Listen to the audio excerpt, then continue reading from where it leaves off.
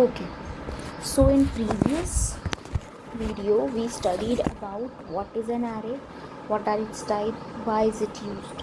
Now we will study about declaration.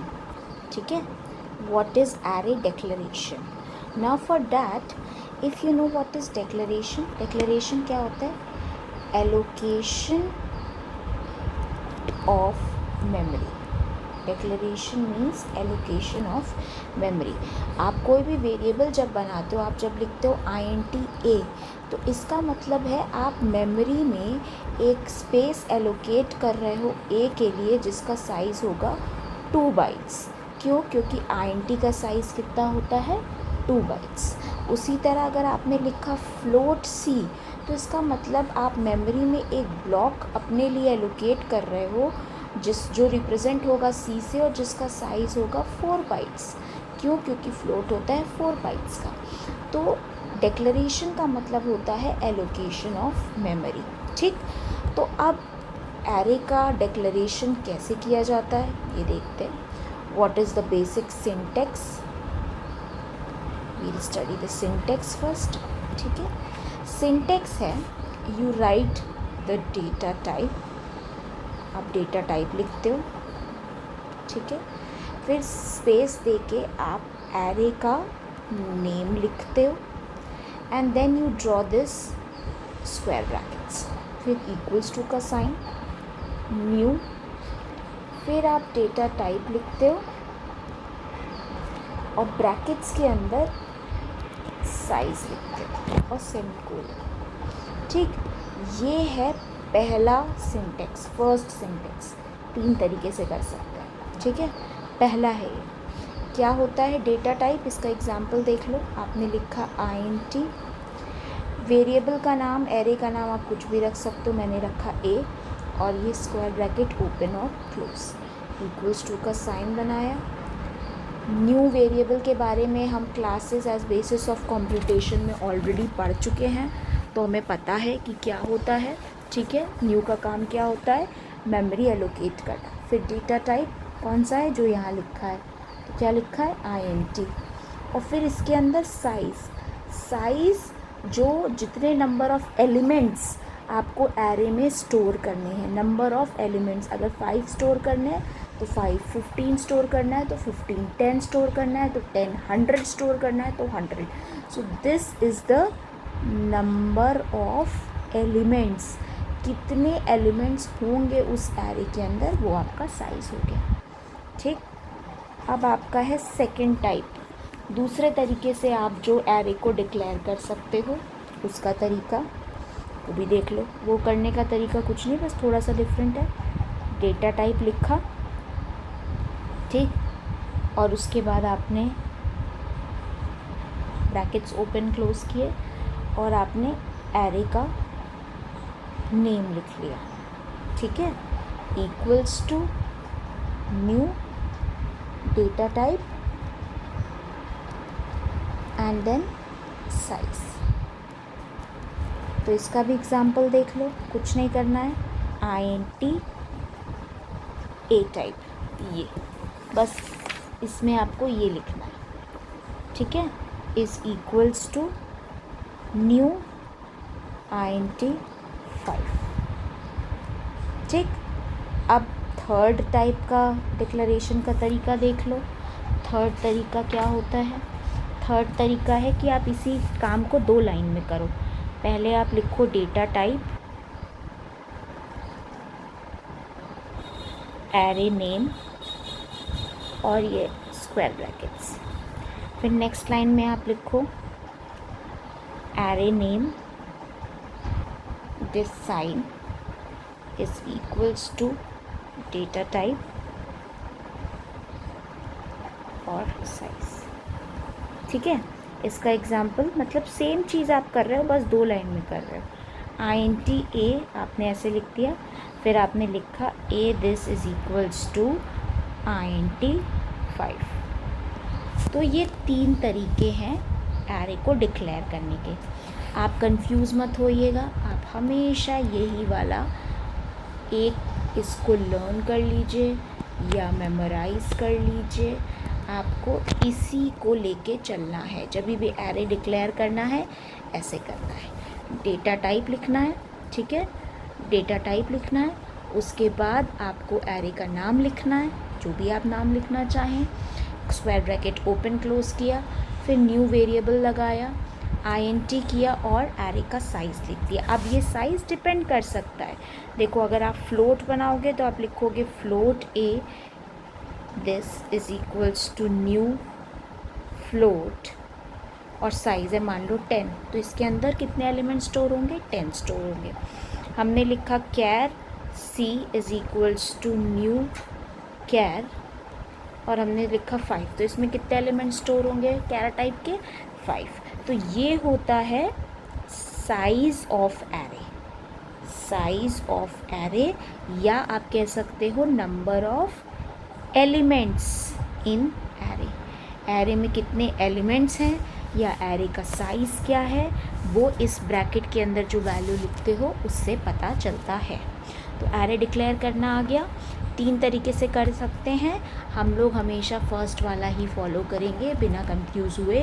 Second third आपको पता होना ज़रूरी था, ताकि अगर प्रिडिक्ट द आउटपुट या what is the error in this program ऐसा टाइप का क्वेश्चन आए तो आप ये ना कह दें कि अरे ये तो तरीका ही गलत है, मैम ने नहीं सिखाया इसलिए गलत है।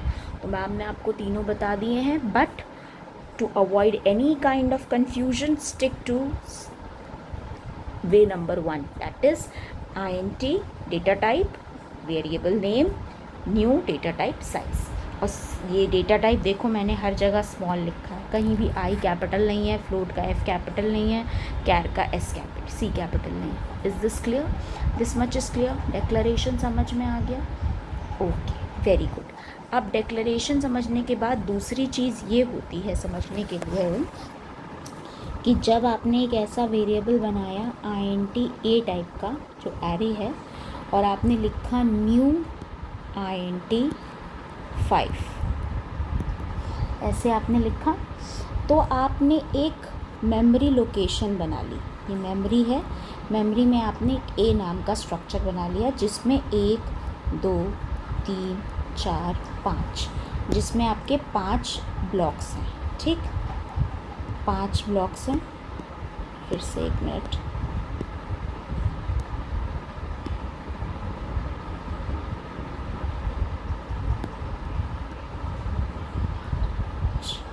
फाइव ब्लॉक्स हैं, ठीक है। कितने एलिमेंट्स आप स्टोर कर सकते हैं? 5 एलिमेंट्स आप इसमें स्टोर कर सकते हैं। अब स्टोर तो कर सकते हैं, मैंने बोला था कि ये ट्रेन की तरह है, जैसे हम 20 पैसेंजर्स को भेज रहे थे एक ट्रेन में बैठा के, तो आपने देखा है ट्रेन में ऐसे ऐसे करके कोचेज़ होते हैं, हर कोच का कुछ नंबर होता है, ये B1 B2 B3 C1 C2 C3 ऐसे करके कोचेज़ होते हैं, राइट, होता है, मतलब उनका कुछ नंबर होता है, ठीक। तो उन नंबर को इसमें बोला जाता है इंडेक्स। क्या बोला जाता है?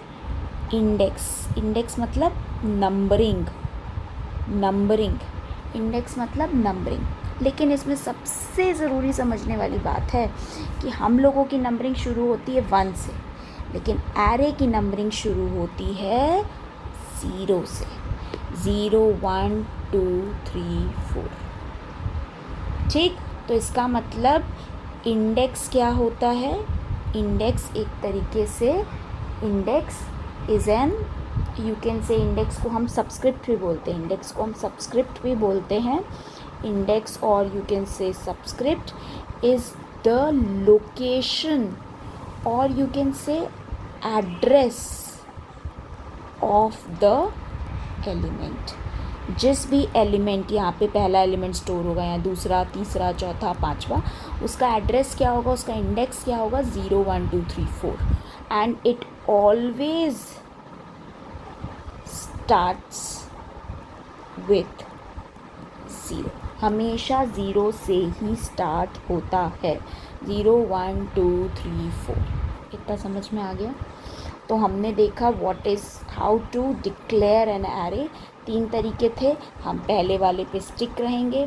जैसे ही आप एरे डिक्लेयर करते हैं, एक ऐसी मेमोरी लोकेशन आपके कंप्यूटर में स्टोर हो जाती है कंटिन्यूअस 5 है तो 5 ब्लॉक्स हो गए।